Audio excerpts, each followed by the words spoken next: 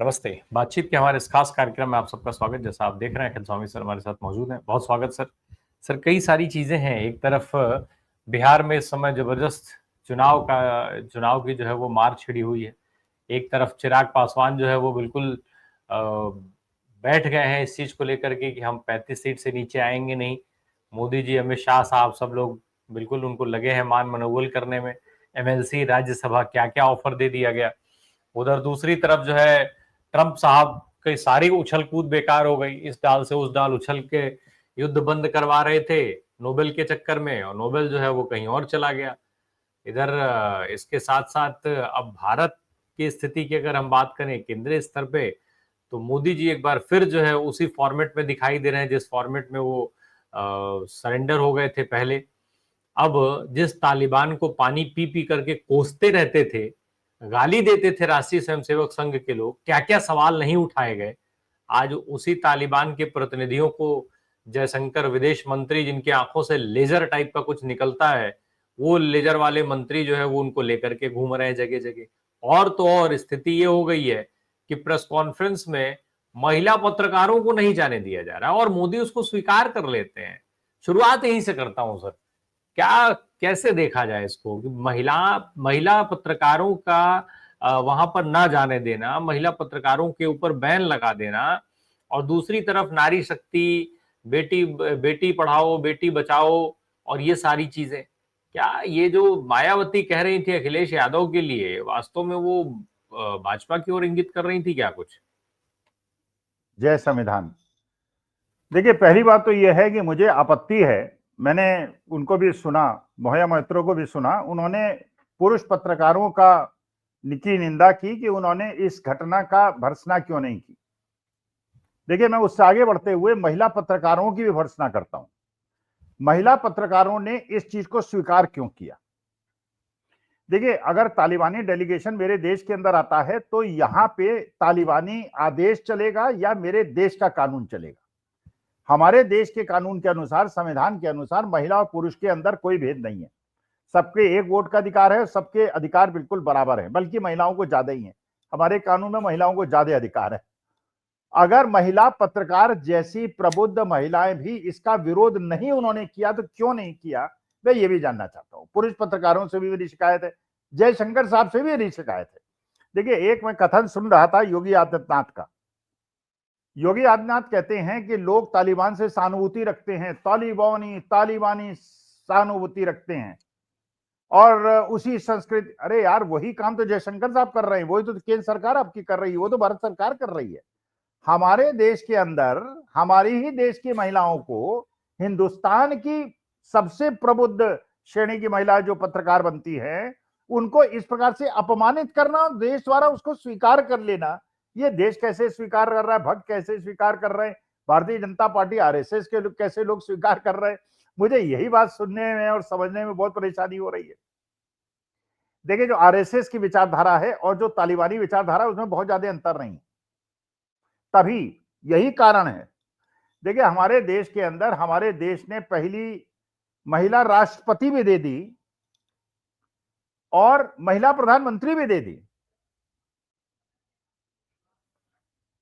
तालिबान के अंदर अगर ये कानून है कि वहां पे महिलाओं को बिल्कुल बाल दिखाने का और चेहरा दिखाने का अधिकार नहीं है, उस प्रकार के लोगों को इस प्रकार का सम्मान देना और उसके बाद हिंदुस्तानी सभ्यता संस्कृति की बात करना, देखिए वहां भी महिलाओं को ऐसे दोयम दर्जी का समझा जाता है, यही आरएसएस में समझा जाता है। भाई, 100 साल के आरएसएस के इतिहास में ये तो बात अलग है, एक राजपूत के अलावा सारे चित्पावन ब्राह्मण हुए हैं आरएसएस प्रमुख, एक भी ओबीसी दलित नहीं हुआ है, एक भी नॉन चित्पावन ब्राह्मण नहीं हुआ है, एक राजपूत को छोड़कर। एक महिला हुआ है क्या? एक भी महिला नहीं हुई। भाई, कांग्रेस ने एक महिला प्रधानमंत्री तो दे दी, आपने महिला प्रधानमंत्री भी नहीं दी, राष्ट्रपति बनाए। अरे, राष्ट्रपति तो आप जानते हैं, लेकिन जो जहां पे असली दम होता है, और ये मैं हमेशा से मानता आया हूं कि women is a stronger gender, female is a stronger gender, शक्ति के अनुसार छोड़कर केवल बल के आधार पे छोड़ दीजिए तो इमोशनल लेवल पे, इंटेलेक्चुअल लेवल पे, सारी चीजों पे महिलाएं हमसे ज्यादा श्रेष्ठ हैं। और उसको इस प्रकार से इग्नोर करना, आरएसएस द्वारा इग्नोर करना, और बीजेपी द्वारा जिस प्रकार का व्यवहार महिलाओं के साथ होता है वो भी आपको पता है। बहुत सारी महिलाएं खुल के आके कह चुकी हैं क्या क्या उनका करना पड़ता है, क्या क्या होता है। तो तालिबानी विचारधारा और आरएसएस की विचारधारा में मैं बहुत ज्यादा अंतर नहीं समझता। लेकिन सर ये जो हुआ, ठीक है कि महिला पत्रकारों ने विरोध नहीं किया, पुरुष पत्रकारों ने विरोध नहीं किया। भारत की सरकार के लिहाज से अगर हम बात करें, भारतीय जनता पार्टी के लिहाज से हम बात करें, तो ये जो नारी शक्ति वंदन अधिनियम आप ले आइए देश में, वो ठीक है, लेकिन इस तरीके के फैसले दे दीजिए, तो ये दोनों चीजें एक साथ कैसे? मोदी नहीं जी नहीं, हर देखिए वो बार तो लगातार कब तक ये इस तरीके से महिलाओं के नाम पर महिलाओं को मूर्ख बना लेंगे?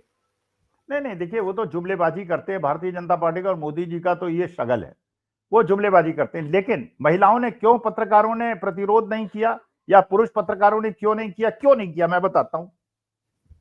इसलिए नहीं किया होगा, अपने मालिकों को फोन किया होगा, अपने चीफ एडिटर को फोन किया होगा कि साहब ये घटना हो रही है, हमको घुसने नहीं दे रहे हैं, हमको निकाल रहे हैं, हम क्या करें। अरे यार मोदी जी नाराज हो जाएंगे और उनका कार्यक्रम हो जाएगा, हमें फाइनेंशियल एड मिलनी बंद हो जाएगी, चुपचाप चले आओ। वो चली आई। अरे यार तुम्हें अगर पत्रकारिता करनी है और तुम्हें यह दिखाना है कि महिलाओं के अधिकार जो है पुरुषों से कम नहीं है, तो केवल पुरुष अंदर क्यों जाएंगे, सारा बाइकआउट कर देते। लेकिन अगर बाइकआउट कर देते, पूरे विश्व के अंदर खबर बन जाती, पूरे विश्व के अंदर एक खबर बन जाती कि भारतवर्ष के अंदर महिला सम्मान के लिए किसी भी विदेशी डेलीगेशन को अपने देश के अंदर अपने कानून थोपने का कोई अधिकार नहीं है। और अगर वो कानून थोपता है तो भारत उसका प्रतिरोध कर सकता है। वो हमारे पत्रकारों ने दिखा दिया कि वो नहीं कर सकते, महिला पत्रकारों ने भी दिखा दिया और पुरुष पत्रकार। भाई देखिए, भारतीय जनता पार्टी से एक्सपेक्ट मत कीजिए, वो तो केवल जुमलेबाजी करते हैं, उनके हाथी के दांत खाने के कुछ और हैं और दिखाने के कुछ और हैं। नहीं, लेकिन अगर सर प्रतिरोध कर देते तो मुकदमे लाद दिए जाएंगे, उनके घरों में नहीं, इस ईडी बात पे सीबीआई कैसे भेज दी मुकदमा हो जाएगी, जाएगा। आईटी भेज दी जाएगी, घर के लोगों को तंग किया जाएगा। अरे यार, तो अगर पैसा आपने यार डिस्प्रोपोर्शनेटली कमाया होगा तभी तो आपके यहाँ आईटी कुछ पकड़ पाएगी। एक अगर मान लीजिए ईमानदारी से आपने काम किया है, आप क्या आईटी इनकम टैक्स आ जाएगी, क्या पकड़ लेगी। सर बिना अपराध के कितने कितने लोग कितने कितने अरे यार, सालों से फिर आप बंद है, काहे के जिनकी लिए, सुनवाई तक फिर नहीं आप होने दी काहे, जा रही है, तो सबको पता है। अरे काहे भारत के इतिहास, गौरव, हमारी गौरव गाथा, हमारा स्वर्णकालीन अध्याय और हमारा फलाना ठिकाना। यार अगर तुम ये चाहते हो कि पड़ोसी का बच्चा भगत सिंह बन जाए, चंद्रशेखर आजाद बन जाए, और हमें वो औकात नहीं, वो हिम्मत नहीं है, भाई सीधी सी बात है, आप भी जो कर रहे हैं आज के तारीख में संघर्ष कर रहे हैं। आपके जो राम प्रकाश, ये आनंद जी गए हुए हैं, और सारे लोग, शीतल पी सिंह और सब लोग गए हुए हैं विदेश, और वहीं जाके वो जिस प्रकार की उनके वीडियो में देखता हूं, तो भैया हिम्मत तो कर ही रहे ना, वरना समस्या तो है। लेकिन हिम्मत इसलिए कर रहे हैं कि भाई हमें अपनी बात कहनी है और हमें बोलने का अधिकार। फिर कहिए साहब ऐसा हो जाता, वैसा हो जाता। अरे यार, जब इतने प्रबुद्ध पत्रकारों में ये सोच रहे हैं कि क्या हो जाएगा और आपको अननेसेसरी मुकदमों में लाद दिया। अरे पंडित जवाहरलाल नेहरू और 9 साल जेल में रहे कि नहीं रहे, कांग्रेसी लोगों ने लाठियां खाई, अपनी जानें दी कि नहीं। अगर आप देश के लोकतंत्र संविधान को बचाने के लिए त्याग नहीं करना चाहते, काहे के नौटंकी करते हो यार कि हम पत्रकार हैं। जेल में तो सर सावरकर भी रहे थे, और अरे कहा इसीलिए है यार, उनका। क्या यार आप भी राम प्रकाश जी मुझ पे भी मुकदमा डिफेमेशन का करवाना चाह रहे हो यार, ठीक ऐसी है, जेल चलिए होती है क्या। हम लोग छोड़ देते हैं, हम लोग जरा नहीं अमेरिका नहीं की आप, यात्रा मैं करके नहीं नहीं, आते हैं हम लोग। अब आपने बात छेड़ी है तो मैं कहूंगा। जी। देखिए उस जेल के अंदर 7,000 कैदी थे, हम्म। सड़ सड़ के मरे थे, गल गल के मरे थे, लेकिन भारत माता की स्वतंत्रता के लिए जान दे दी थी, माफी नहीं मांगी थी। कुछ लोगों ने माफी मांगी थी, नाम नहीं ले रहा हूं, फिर मुझे डिफेमेशन ठोक देंगे। माफी भी मांगी थी, 60 रुपए की पेंशन मिली थी, माफी नामा भी दिया था, और अंग्रेजों का साथ भी दिया था। बाकी कोरोबोरेट आप कर लीजिए, वरना मुझ पे मुकदमा छोड़ेंगे, नाम नहीं ले रहा हूं इसीलिए। लेकिन 6,000 7,000 लोग थे जेल के अंदर, कितने लोगों ने माफी मांगी थी। उसी आदमी ने माफी क्यों मांगी जिस समय कलेक्टर की तनख्वाह 60 रुपए नहीं होती थी, उसको 60 रुपए की पेंशन क्यों मिली। आपको भी अगर पेंशन दे दे गवर्नमेंट, आप कोठी दे दे, मान लीजिए आपको वहां माल एवेन्यू में एक बड़ी सी, राम प्रकाश जी मैं ही प्रश्न उठाऊंगा, आपको कोठी क्यों मिली, इसका बारे बिक गया। ये जो पूरी सब चीजें हैं ना, ये चूंकि वो एबिलिटी सबके अंदर थी नहीं, इसलिए सभी लोग माफी नहीं मांग पाए। भाई अरे फिर बुलबुल आप पर काहे के बैठ लिए कह करके रहे हैं वो कौन जेल उस गए जेल थे से, यार। अब सर वो चिड़िया बुलबुल से पर उड़ बैठ के, करके कौन जेल से बाहर जा पाता, वो काबिलियत भी तो होनी चाहिए, इसलिए सब अरे लोग यार चिट्ठी उनकी नहीं लिख पाए। काबिलियत से, उनसे काबिलियत से ज्यादा तो भक्तों की काबिलियत है, जो इन चीजों में विश्वास कर लेते हैं। उनको तो मेरे ख्याल से साइकेट्रिक ट्रीटमेंट की जरूरत है।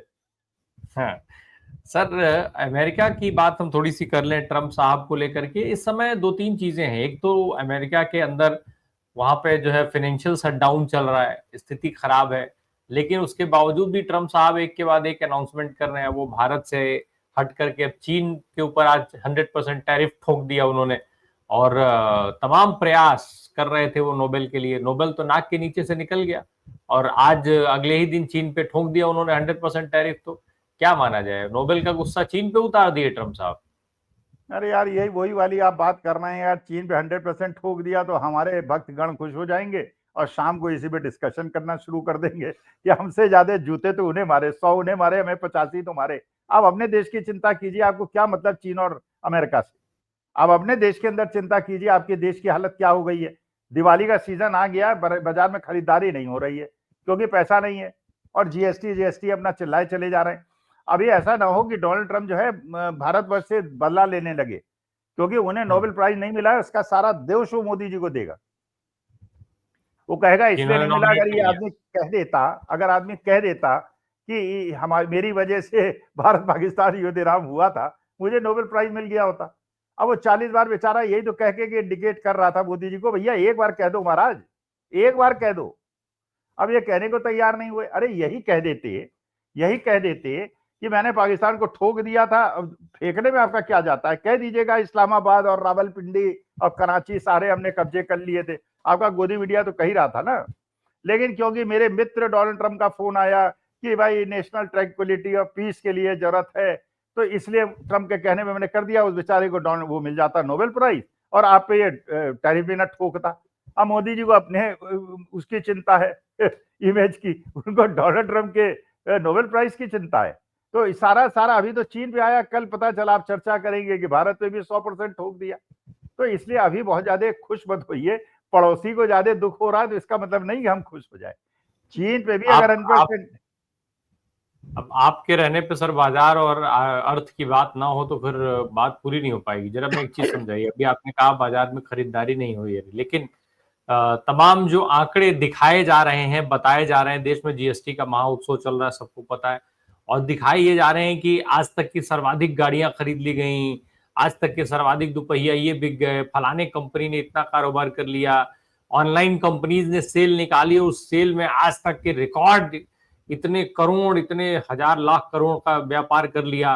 तो खबरें तो ये आ रही हैं और आप कह रहे हैं बाजार में खरीदारी नहीं हो रही है। दोनों चीजें एक साथ कैसे संभव है? अच्छा राम प्रकाश जी एक बात बताइए, हमारे देश के अंदर 2% लोग भी ऐसे हैं जिनके पास बहुत आय से पैसा है। या तो पॉलिटिशियंस के बच्चे हैं जो विदेश से पढ़ के आए हैं, वहां से पीएचडी करके आए, या जिन्होंने दुबई में और सऊदी में और अबू धाबी में बड़ी बड़ी कोठियां, ब्रिटेन लंदन में बड़ी बड़ी कोठियां खरीद रखी हैं। उनके पैसे की कमी है क्या, नंबर एक।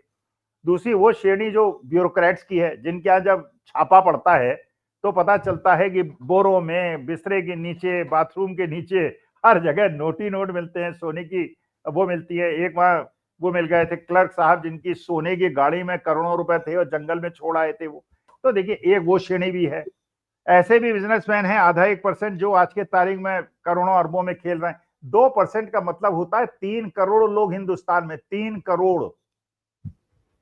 आप उन गाड़ियों की बात कर रहे हैं, उन बड़े महंगे पदार्थों की बात कर रहे हैं जो ये 3 करोड़ लोग खरीद रहे हैं। मैं उन लोगों की बात कर रहा हूं जो उनसे हम जैसे लोग हैं, गरीब लोग हैं, मध्यम वर्ग के लोग हैं। यार देखो मेरे को तो उस दिन खुशी नजर आएगी जिस दिन मुझे लगेगा कि बेचारा जो पहले ठेले में पैदल अपना फल और सब्जी बेचा करता था, वो अब गाड़ी लेके चल रहा है, शान से चल रहा है, एयर कंडीशन गाड़ी में। जैसे अमेरिका में जाइए, $10,000 पर मंथ कमाता है वहां का ट्रक ड्राइवर, ट्रक ड्राइवर। अब कोठियां होती हैं उसकी, इसलिए कि वो $10,000 कमाता है, जो आईटी कंपनी का प्रोफेशनल है वो $12,000 कमाता है, दोनों में कोई अंतर ही नहीं। एसी ट्रक होती है, बढ़िया रोड होती है, 8 घंटे ज्यादा काम कर सकता, मस्ती से परिवार को पालता है। हमारे यहाँ जब ट्रक ड्राइवर की हालत देख लीजिए आप। तो देखिए आप बात कर रहे हैं वो 2% लोगों की, जब कारें बिक गई, हमें कार तो बिकेगी ही जब 50,000 के दाम कम हो जाएंगे, और ये 2 करोड़ 2% लोग भी 3 करोड़ लोग हैं। तो इतने लोग तो देखिए पिक्चर हॉल में भी जाएंगे, कॉफी भी पिएंगे, आइसक्रीम भी खाएंगे, पेस्ट्री भी खाएंगे, फिर आप कहेंगे देखिए देखिए में कितनी परचेसिंग हो रही है। परचेसिंग मिडिल क्लास की देखिए, आप लोअर क्लास की देखिए। आप तो अमीरों की बात कर रहे हैं, आप भी अमीर हैं तो अमीरों की बात कर मतलब रहे हैं। इसमें इसमें सर मोदी जी की क्या ही गलती है, ये बताएं। जीएसटी मोदी जी ने इतना कम कर दिया। वो अलग बात है कि भाई ये सवाल वो नहीं बताते हैं कि जीएसटी लगाया किसने था, इस पर नहीं बात करते हैं। लेकिन इतना उन्होंने कम कर दिया है, उत्सव, दिवाली, तोहफा क्या क्या दे दिया उन्होंने, इसलिए ये सारी चीजें बदल गई। अब आदमी नहीं खरीद रहा तो इसमें मोदी जी क्या करें? इसमें सरकार की जिम्मेदारी क्या है? देखिए योगेंद्र यादव ने बड़ी अच्छी बात एक डिबेट में कही थी, मुझे बड़ी अच्छी लगी। उसने कहा मोदी जैसा एक राजा हुआ करता था किसी देश में। अच्छा क्या हुआ कि उनके मंत्रियों ने बताया कि साहब लाखों लोगों ने महल को घेर रखा है। वो कह रहे हैं कि साहब ये रोटी जो आप देते हैं ये सूखी देते हैं, इसमें घी लगा के देना चाहिए, घी लगा के दीजिए। तो ये हुआ कि साहब वो जनता ने सोचा था हो जाएगा, राजा ने मंत्रियों को आदेश दिया इनकी रोटी बंद कर दो। अच्छा 2 दिन तक उनको रोटी नहीं मिली, प्रजा परेशान हो गई कि साहब रोटी कहाँ है, रोटी भूख रही है, भूख बहुत लग रही है। कहने लगे अच्छा चलो पहले 2 रोटी देते अब इनको 1 रोटी दो। अब प्रजा जो है वाह वाह राजा जिंदाबाद, राजा जिंदाबाद, क्योंकि 2 दिन की भूख लगी हुई थी। वो एक ही रोटी में प्रसन्न हो गए। वही मोदी जी करते हैं। अरे तुमने 8 साल लूट लिया लोगों को भाई। अच्छा इधर तुमने जीएसटी घटाया, उधर उत्पादकों से दाम बढ़वा दिए, तभी शेयर मार्केट 4 दिन से बढ़ रहा है। अरे उत्पादकों सर को तो फायदा पहले हो गया। उत्पादकों से दाम बढ़वाए गए, फिर जीएसटी कम की गई। अब पहले बताइए। दाम बढ़वा लिए गए थे। अरे तो उत्पादकों को फायदा हो गया। आप किसी चीज में तो एग्जाम्पल देता हूं भाई। मैंने बताया मेरे घर में तोते आते हैं 60 बिस्किट खाने, पार्ले जी के, बड़ा कंजम्पशन है। पहले मैं 85 रुपए का लेता था, अमेजन में अब 93 रुपए का है। 8 रुपए दाम बढ़ गए। मैं सोच रहा था 2-4 रुपए कम हो जाएंगे, वो बढ़ गए। तो सवाल यह है ना कि क्या जनता को जब खरीदने जा रही है बाजार, उसको पता नहीं चल रहा है कि जीएसटी का एक नौटंकी की पहले भी लूटा, अभी भी लूट रहे हैं। नहीं तो जनता समझ नहीं पा रही जीएसटी की ये लूट। अरे क्यों नहीं समझ पा रही है, लेकिन चुनाव आयोग है ना। तो ये अरे समझ चुनाव के आयोग तो करेगी। सर अबे क्या चुनाव बिहार का आयोग की। इलेक्शन होगा। अब बिहार का इलेक्शन होगा, आज की तारीख में आप किसी युवा से बात कर लीजिए, 80% युवा कहेंगे राहुल और तेजस्वी। हम पूरे कुशवाहा समाज के बड़े बड़े नेता, दिग्गज नेता जेडीयू छोड़ छोड़ के आरजेडी में जा रहे हैं। जेडीयू खत्म हो रही है। लेकिन अगर चुनाव आयोग की चलेगी तो बीजेपी को 120 सीट अपने बलबूते पे मिल जाएंगी। फिर आप फिर गोदी मीडिया चलाएगा कि साहब देखिए जनता तो बीजेपी के साथ है, ये लोग तो नौटंकी करते हैं। अरे उसके बाद फिर आप जनता की भावनाओं का कहीं अंतर पड़ रहा है क्या? अरे जब आप बताइए, आरजेडी और कांग्रेस का सपोर्ट बेस बढ़ा है, जेडीयू खत्म हो गई है, उसके बावजूद अगर महागठबंधन नहीं जीतता है, इसका माने चुनाव आयोग ने जो मनाया कर लिया, कहा ही था और कर भी दिया। अब माननीय सुप्रीम कोर्ट भी माननीय सुप्रीम कोर्ट है, उसके खिलाफ टिप्पणी हम कर नहीं सकते। वो भी डेट पे डेट देता है, आगे बढ़ती नहीं बढ़ाता है। सर अब जब बिहार की बात शुरू ही हो गई तो हम जरा बिहार पे ही चल पड़े और बिहार की ही बात कर लें। दो तीन चीजें बड़ी अहम हो रही हैं बिहार में। एक तरफ एनडीए में सीट बंटवारे की बात हो रही है, सीट बंटवारे की बात महागठबंधन में भी हो रही है। तो एक तो जरा इन दोनों के बारे में थोड़ा हमसे आपसे समझ लें कि क्या कुछ चल रहा है, और जो चल रहा है क्या वास्तव में लोगों को वही बताया जा रहा है, नंबर एक। दूसरी चीज, तेजस्वी यादव ने जो बिहार को लेकर के ये अनाउंसमेंट किया है कि जिन घरों में सरकारी नौकरी नहीं है उस हर घर को सरकारी नौकरी देंगे, क्या ये पॉसिबल है फाइनेंशियली? अच्छा चलिए राम प्रकाश जी, मुझे एक चीज बताइए। पहली बात तो आपने कहा ये दोनों गठबंधनों में चल रहा है। देखिए ये बात बिल्कुल सही है कि चिराग पासवान जो भी डिमांड कर रहे हैं वो बीजेपी के कहने पे कर रहे हैं, ये मेरा मानना है। और केवल इसलिए कर रहे हैं कि जेडीयू को खब्बे हाथ लगाया जा सके।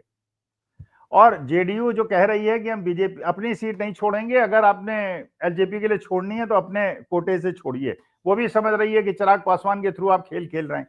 ये भी बात बिल्कुल सही है कि जेडीयू के अंदर जो समाजवादी विचारधारा के, लोहियावादी विचारधारा के, कर्पूरी ठाकुर की विचारधारा के लोग थे, वो सारे के सारे, चाहे वो संतोष कुशवाहा हो, चाहे वो जगदीश शर्मा हो, बड़े बड़े भूमिहार और कुशवाहा नेता जो हैं वो आरजेडी ज्वाइन कर रहे हैं। जब सोच नहीं सकता था, बिहार का सबसे कद्दावर भूमिहार नेता जो है वो आरजेडी ज्वाइन कर लेगा, जो कि भूमिहार सबसे बड़ा स्ट्रॉन्ग सपोर्ट बेस है बीजेपी और जेडीयू का।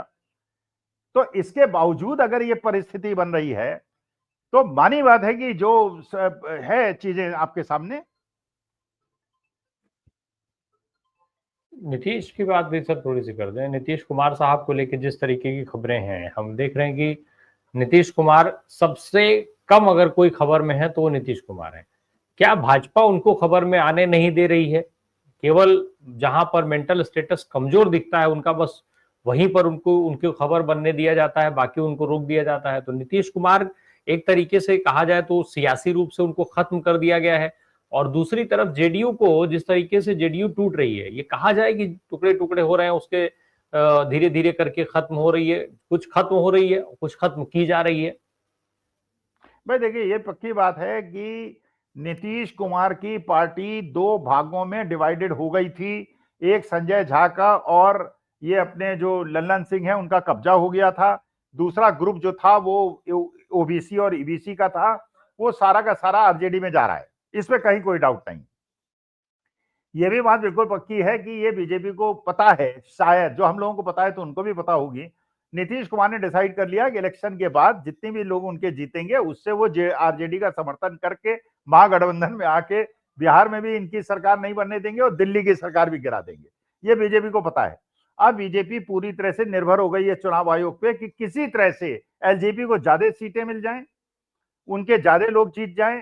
चिराग पासवान, मांझी जी और उपेंद्र कुशवाहा के लोगों को मिलाकर अपनी इंडिपेंडेंट सरकार बना ले बिना जेडीयू के, ये बीजेपी के। इसीलिए जेडीयू ने ये कार्ड खेला है कि हमारी सीटें हम नहीं छोड़ेंगे, हम 100 से ज्यादा सीटों पे लड़ेंगे और आपको जो करना है चिराग पासवान के साथ आप कीजिए। इसका मतलब ये है, पक्की बात है कि जेडीयू इलेक्शन के बाद जो भी सीटें उन्हें मिलेंगी उससे आरजेडी के साथ मिलकर गठबंधन की सरकार बनेगी और बीजेपी के खात्मे का शुरुआत हो जाएगी। लेकिन फिर वही चीज, एक चीज और है सर कि अगर नीतीश कुमार साहब इस स्थिति में हैं और बिना नीतीश के भाजपा वहां पर कुछ है नहीं, तो पहली अच्छा, और भाजपा नीतीश कुमार के पहले ही भाई वोटर कटवा दिए उन्होंने। महिलाओं को आप पैसा दिलवा रहे थे और महिलाओं से अपील कर रहे थे, उन्होंने क्या किया? महिलाओं के वोट ही काट दिए, मुसलमानों के वोट काट दिए। जिन जातियों के वोट काटे हैं उनमें नीतीश कुमार को वोट देने वाले लोग नहीं थे क्या? और बाकी रही सही कसर जो है वो तेजस्वी यादव ने पूरी कर दी। सारा कुशवाहा जो वोट है, जिनका वर्चस्व ज्यादा है, कुर्मियों से ज्यादा है, उन कुशवाहाओं को तोड़ करके वो अपने पास ले आए, जेडीयू से लाए, एलजेपी से लाए, सबसे लेकर के चले आ रहे हैं। तो वो ये दोनों लोग तो एक ही रास्ते पर हैं। भाजपा भी नीतीश कुमार को खत्म कर रही है और तेजस्वी की नीतियां हैं उससे नीतीश स्वतः खत्म हो रहे हैं, क्योंकि लोगों को लग रहा है कि तेजस्वी ही बिहार का फ्यूचर है। नहीं, एक चीज और नोट कीजिए आप, प्रशांत किशोर की लिस्ट देखिए 51 लोगों की, उसमें 35% सीटें ईबीसी की हैं। इसका माने उनका भी मुसलमान नहीं है, मुसलमान 4-5 हैं। इसका माने आरजेडी उनका टारगेट नहीं है, उनका टारगेट जेडीयू है। अब वो इसीलिए ज्यादा सीटें चाहते हैं और बीजेपी भी उनको प्रोत्साहित कर रही है। इसीलिए सारे गोदी मीडिया दिखा रहे हैं कि उनके 18% और 25% प्रशांत किशोर को चीफ मिनिस्टर बनाना चाहते हैं। वो चाहते हैं Prashant Kishor plus Chirag Paswan plus Jitan Ram Manjhi plus Upendra Kushwaha और प्लस बीजेपी की सरकार बन जाए। क्योंकि जेडीयू, और ये बात भांप ली है जेडीयू के लोगों ने, जो पिछड़े और अति दलित हैं, वो आरजेडी में जा रहे हैं या जेडीयू में रह के चुनाव लड़ेंगे और जितनी सीटें जीतेंगे उसके बाद इधर आ जाएंगे, क्योंकि जेडीयू के अंदर आजकल लल्लन सिंह का और संजय झा का कब्जा हो चुका है। चलिए, बहुत बहुत शुक्रिया सर हमसे बात करने के लिए। बहुत सारी अहम जानकारियां हैं ये, क्योंकि बिहार का इलेक्शन जो है वो चूंकि एसआईआर के बाद पहला राज्य का चुनाव होगा, इस लिहाज से शायद देश को बड़ी उम्मीदें हैं। देखा जाए ज्ञानेश कुमार गुप्ता को बिहार से क्या जवाब मिलता है। बिहार की जनता, बिहार के युवा अगर ज्ञानेश कुमार गुप्ता को जवाब देने में कामयाब हो जाते हैं तो शायद पूरे देश को जो है वो एसआईआर की मार से बचा लेगा बिहार। अब ये उनके ऊपर निर्भर करता है। बहुत बहुत धन्यवाद sir, thank you so much.